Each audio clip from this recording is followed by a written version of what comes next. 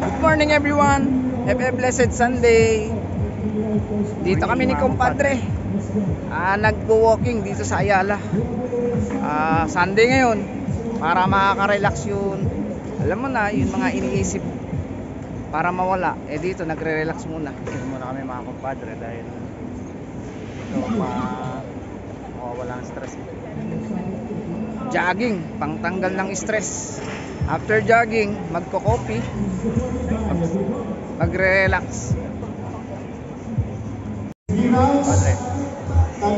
Tapos may event ng mga bata na racing. May mga iba, may mga foreigner sumali. Ang galing, active ng mga bata, ang gagaling. Wala po, last call, Stephen Michelle Nagubana. Racers ready? Music please. Get ready for the bye after the 3-year-old first batch. Shout out sa mga kaibigan ko sa Zamboanga. Mabuhay kayo lahat. Hinahanap ko si kumpadre. Bigla na wala after ng jogging. Feeling ko baka nauna na sa coffee shop. May pinuntahan pa kasi ako. Eto yung coffee shop. Baka dito siya nag-coffee.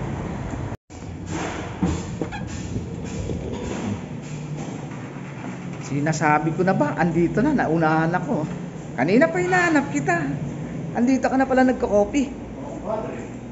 Meeting ko na mga muna, tumorder na ako para pagdating mo, may nakaready na kumpadre. Padre, maraming salamat sa coffee ha. Ano yung klaseng coffee? Ito yung tinatawag na Zeus Coffee kumpadre. Oo, kakaiba ha. Masigat sa Makati kumpadre. Dati ordinary lang ang kino-coffee ko.